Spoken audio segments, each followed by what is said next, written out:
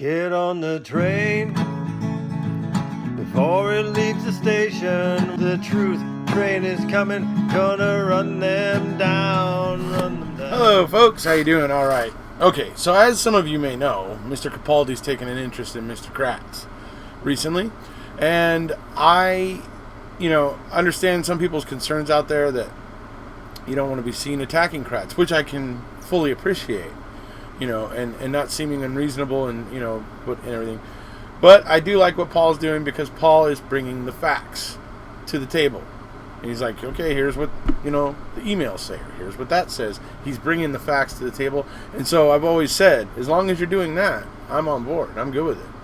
So I was looking at some of the emails here that were exchanged between Ken and the DOJ back when the sexting scandal in 2009 was basically happening, right? And I'm going to share some emails here with you today, back and forth between Ken and a guy named Kevin over at DOJ. And I'm not going to do all of them today. I'm just going to do a certain portion of them.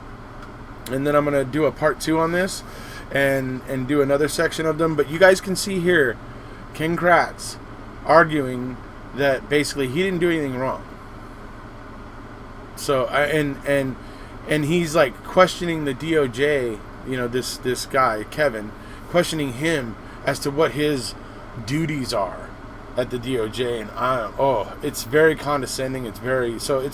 This is Kratz. This is Ken Kratz. So that's this is just quintessentially him. So we're gonna go ahead and go to those emails right now, and I'll let you guys see that, and then we'll come on back at the end and I'll wrap up. Okay, so this is an email from Ken Kratz to Roy R. Corte at the DOJ, where he says on November 2nd of 2009. At 1:10 p.m., he says, "Thanks, Roy. I reviewed the text messages and responses. First, other than providing a few compliments to this young lady, it does not appear to be sexual at all, nor does it suggest that course of conduct. No profanity or vulgarity is used. Quite the opposite. On several occasions, I remind this young lady that if she does want to communicate at all in a more personal way with me, all she needs to do is tell me. I even Brenda's back. She survived her crazy 2-week illness. It's alive. Brenda's back. Okay, so here we have an email from Kevin Potter on November 3rd of 2009 at 2:46 p.m. Okay, he says, he's also CCing Roy Corte and Ray Tafora as well. Ken, Roy shared your email below with me, and I feel a response was warranted since you asked that we notify you immediately if we disagreed with your conclusion that you have not violated Chapter 950, Charter, Chapter, whichever one it is, or any rules of the professional conduct as a result of your interactions with SV. As I indicated in our telephone conversation yesterday, we have concerns about your conduct on a number of different levels. In your email below, you indicate that your text message comments to SV were complimentary in nature and do not appear to be sexual at all, nor does it suggest that course of conduct. Contrary to these assertions, your comments go well beyond mere compliments and cross the line into what could be construed as sexual harassment. Telling SV she is pretty is complimentary. Telling her several times she is hot or referring to her as a tall, hot young nymph certainly has sexual overtones, as do your comments that you are beautiful and would make a great young partner someday, or I would want you to be so hot and treat me so well that you would be the woman. Are you that good? In your November 2nd, 2009 email to S.A. Thelen, you indicated you would like to keep this out of the media if possible. I infer from this, as well as other statements in your text messages. Remember, it would have to be special enough to risk all. That was another quote from Kratz. That you were aware this conduct was inappropriate and that there could be consequences if it became public. Over a 3-day period, you sent SV approximately 30 text messages. She was disturbed enough about these communications with you that she contacted a local police department. In her statement to the department, she expressed concerns that if she did not do what you wanted her to, you might throw out her case and possibly retaliate against her in other ways. She felt especially vulnerable because she had confided in you details of her relationship with her defendant boyfriend. Under these circumstances, it is not surprising that she felt compelled to respond to you, albeit in a neutral manner. Basically, she didn't want to poke the dog, or she didn't want to, you know what I mean? She was just trying to keep it as neutral as possible without having to have conflict with him. Is essentially how it sounds like she was feeling. As you well know, Chapter 950 provides that in this state, crime victims are to be treated with dignity, respect, courtesy, and sensitivity, and that prosecutors are to honor and protect the rights of crime victims. Wisconsin Statute Section 950.01. Making overtures to the victim in a case you are currently prosecuting could certainly be construed as a lack of respect and sensitivity for that person. We also believe your conduct could constitute violations of certain rules of professional conduct pertaining to conflicts of interest. Your communications with SV would certainly have materially limited your representation of the state of Wisconsin in several ways. First, you engaged in conduct which compromised your ability to fulfill your statutory obligation under Wisconsin Statute 971.095 of providing the SV, the victim, in her former boyfriend's case, with the right to confer with you about the matter. SV has indicated she feels uncomfortable with your behavior and was worried that if she refused your overtures, you might dismiss the case against her former boyfriend. In fact, she was disturbed enough that she reported your conduct to the police. Your behavior clearly affected SV's ability or willingness to fully consent with you pursuant to Section 950.04. For these same reasons, SV might have been hesitant to cooperate with you or your office for purposes of preparing or testifying at trial. If she felt uncomfortable with you or wished to avoid further contacts with you, it could easily have adversely impacted your ability to successfully prosecute this case on behalf of the state. Of equal concern is the fact that your text messages may have created a source of evidence that would have needed to be disclosed to the defense counsel if SV testified at trial. A defense attorney could argue that a potential personal relationship between you and SV could affect SV's credibility and reflect a bias on her part. If so, you, in urging SV to keep your communications secret, could have been considered to be suppressing evidence that might be required by law to be disclosed. These are just some of the problems which we believe could constitute rule violations. We very much appreciate your willingness to step aside and allow a special counsel to be appointed once we brought these concerns to your attention. As I indicated to you during our conversation, had you continued to handle this case, you would have placed yourself in a very vulnerable position. If you had plea bargained this case, it could be construed by SV that you had done so because she would not respond to your overtures. If you prosecuted the defendant to the fullest extent possible, you could be criticized for having been harsher on him than other defendants in similar circumstances due to the fact that you wanted to ingratiate yourself to SV. Or had you plea bargained the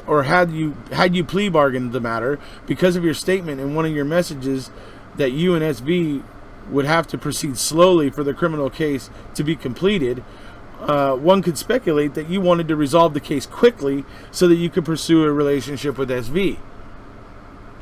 With regard to your continued involvement in the Crime Victims' Rights Board, that is not our decision to make. However, in the event that you decide to continue to serve on the board, we believe we have a responsibility to notify the board members of this incident so they can make an informed decision on whether they wish to have you continue to represent them at the WDAA's designee. As the WDAA's designee.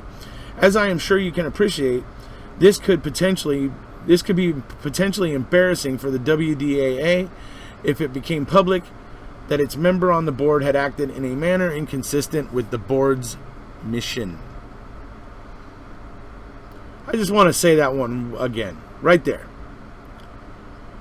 This could be potentially embarrassing for the WDAA if it became public that its member on the board had acted in a manner inconsistent with the board's mission. in a manner inconsistent with the board's mission. Anyways, okay. So that's the response from the DOJ to Ken, and now we'll move on to Ken's response to that. Okay, and this is a response from Ken Kratz on November 3rd at 3:09 p.m. Kevin, so what has your office decided? What action, if any, is contemplated? I'm sure you must be aware that this young woman's right to confer had already been exercised, although I in no way mean to discount the potential problems that this matter may have caused. The fact is, none of that occurred. Finally, I am interested under what authority you believe you are able to disclose anything to the Crime Victims' Rights Board. I would be interested in what you believe your role at DOJ is at this point, as DOJ is purposely separate from CVRB to avoid any influence upon the body whatsoever. Your legal opinion on this issue will be enlightening. Okay, does everybody get the condescension in that? There's some condescension going on there. And Ken Kratz is being coy. But the fact of the matter is this guy goes on to explain it, exactly what he meant and what he intends to do. But yeah, I just reading that little paragraph right there, Ken is being very condescending. You know, I would be interested in what you believe your role is at the DOJ at this point, right? I mean, just, yeah. That's Ken telling everybody else what's right and what's wrong, what they should do, what they shouldn't do. You know, that's Ken. I would also ask if there has been a decision as to what, if any, criminal determination has been made. Your current response fails to note that conclusion. You should be very well aware of my 25-year reputation in the prosecution community. It is disturbing that you have not noted the reality or my dedication to the rights of crime victims once in your contacts with me regarding this matter. You must remember, back when you prosecuted cases, we do things not because we can, but because we should. One of our common mentors, Doug Hogg, taught me that. I'm asking what you have decided DOJ should do at this point. So that's Ken Kratz reminding everybody that he's been a prosecutor for 25 years, and basically that should give him a get out of jail free card. You know, kind of similar maybe to Meow Meow, a little bit. So anyway, all right, so that's that one. Now we'll move on to the response to that. Okay, this is from Kevin Potter to Ken Kratz. Ken, I am leaving for the SPET conference shortly, but will respond in more detail when I return. Regarding any criminal decision, as we advised you yesterday, based upon the information available to us at this time, we do not believe there is any criminal offense, nor do we intend to look into this matter further. So there he's basically being told they're not investigating it. Okay, so this is a response from Kevin Potter on November 9th of 2009 at 11:26 a.m. Ken, in looking at my prior email, I see I made a misstatement when I referred to a November 2nd, 2009 email from you to Pete Thelen. That was the date of Pete's email to us describing his conversation with you. With regard to your questions below, we do not have any intention of disclosing anything to the Criminal Victims' Rights Board.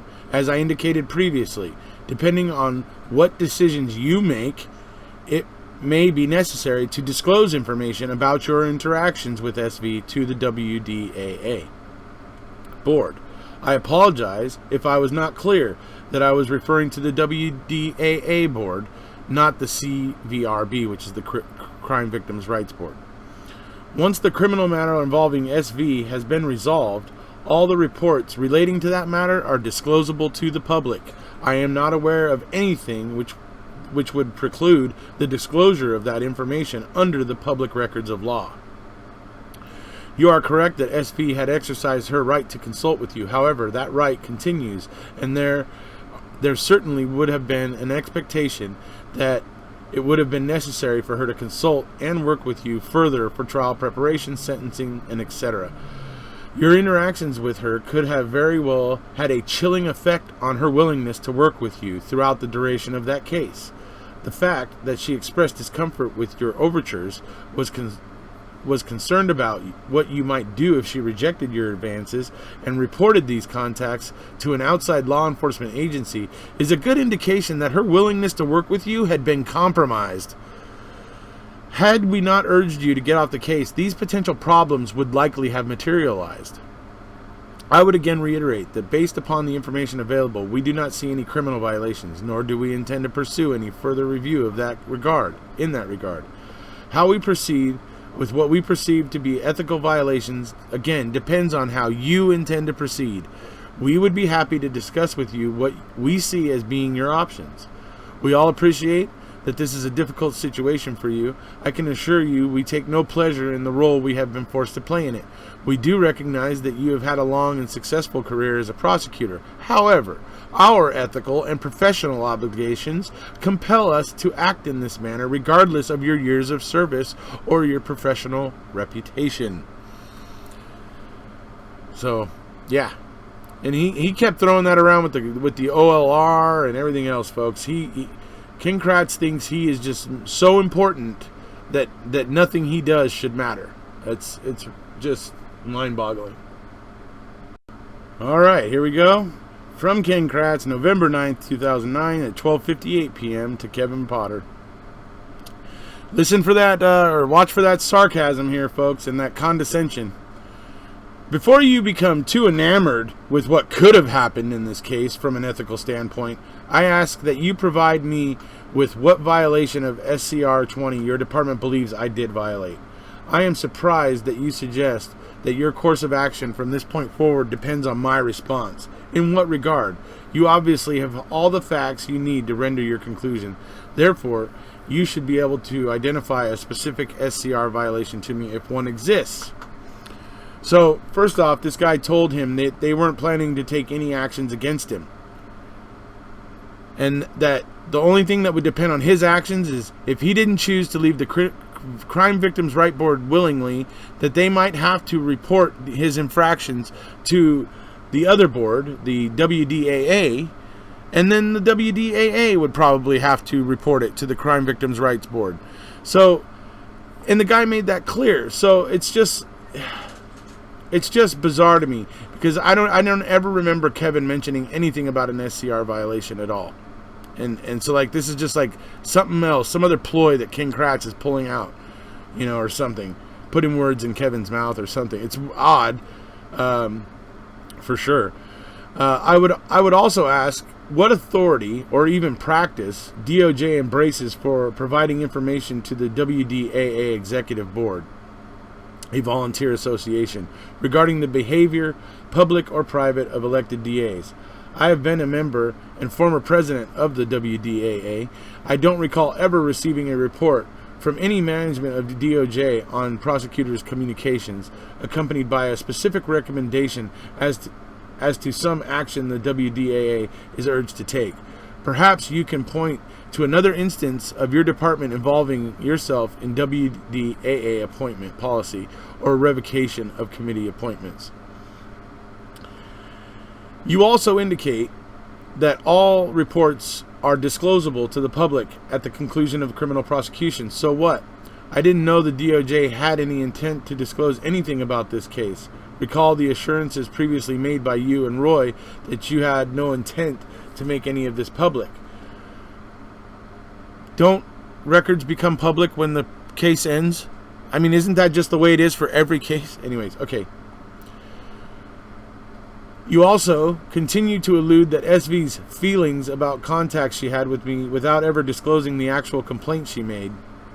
Are you really suggesting that this young woman, when given the opportunity by me to discontinue all contact, felt obligated to respond to text messages for fear of me dismissing the felony case against her former boyfriend?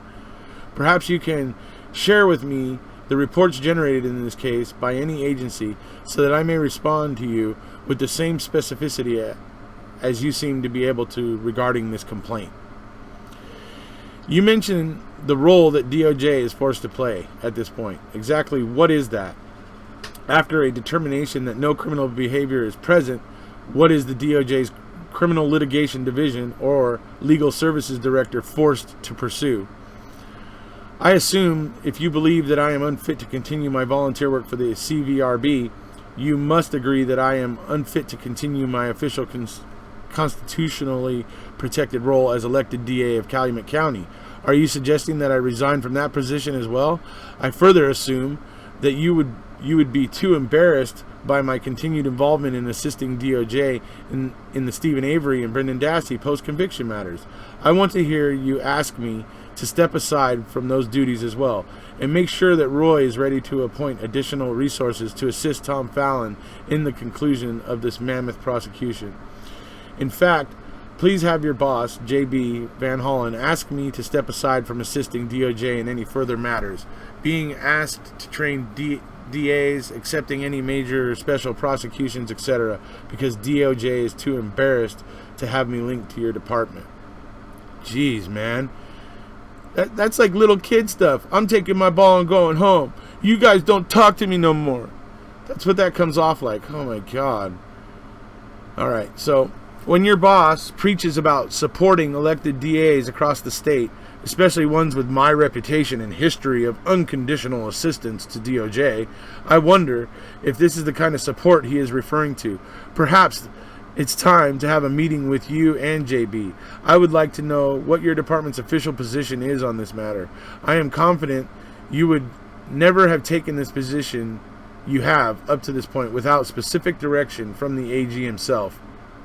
If there is no violation of law and no specific violation of rules or of professional responsibility, I think it's fair that questions be asked about your department, about what your department is trying to accomplish. Now that my treatment of crime victims and the reputation as a zealous advocate and ethical career prosecutor has been called into question, I expect answers. I suggest if the history or intent of Chapter 950, the administrative rules governing CVRB or victims' rights generally, are cited by you or whoever else is weighing in on this matter, you find someone who is actually there 15 years ago drafting and advocating for these things, like me, who actually knows these answers. I might suggest Attorney Bruce Olson, former DOJ Attorney Karen Timberlake, or even Mary Burke. And if you believe that the Crime Victims' Rights Board is better off without such an embarrassing chairman, ask Bruce Olson or Julie, two DOJ employees, their opinion on that position. I assume if you are prepared to stand by that assertion, you will want to receive input from DOJ employees who actually know what is best for the Crime Victims' Rights Board. You see, this is my life's work being jeopardized, not yours. Time for a meeting. So there's Ken Kratz. He's basically ignoring what he did, acting like there was nothing wrong, like he didn't do anything, and it's just, I mean, and then it's just like I was saying, with the recent stuff with Len Kaczynski, and the way he basically got off with a slap on the hand, nothing happened. It's there's a culture there that allows this to continue and happen. But I mean, Ken Kratz here, he's basically trying to bully this guy at the DOJ, and it's fascinating. So there's more emails, but I'm gonna stop here for today. So we'll pick it up with the response to this email from Kevin next time. And yeah, but I think this really speaks to Kratz's characters. Tells us the guy Kratz is, the person he is, because it would seem to me that he believes, because he was the chairman of the Crime Victims' Rights Board, because he was a prosecutor for 25 years, that basically that should nullify any bad that he did. It's like that's the way he's arguing. He's not actually using those words, but the way he's putting these things together, that's his suggestion, essentially, right? And yeah, so this is who Ken Kratz is, So, like I said, next time we'll pick up with Kevin's response to this particular email, and we'll go there from there. But for today, I think that's good enough. All right, so that's the first part of the emails between Kratz and the DOJ regarding the sexting. Interesting, and just it just shows the mentality for me of Kratz, that just he himself feels can do no wrong. It's like he feels he can do no wrong. And he doesn't feel bound by the rules that govern the rest of us, apparently. I mean, for him to say that those texts, that they weren't sexual in any way or whatever, that's as disingenuous as you can get.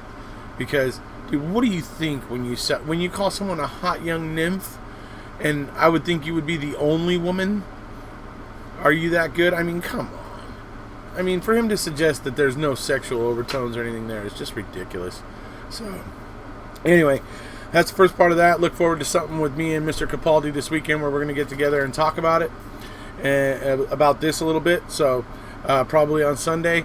Everybody remember not tomorrow, but on Saturday we're meeting up here in Southern California. We're going to take the banner, the one that I used to have up back here, and that says Free Stephen Avery, Free Brendan Dassey. We're going to be taking that. We're going to go get some pictures with it with supporters. It's some iconic spots around here in Southern California. So, anybody who is in nearby and can come and hang out with us and take some pictures with us with the banner, please do. If you haven't already, please hit subscribe. We'll see ya.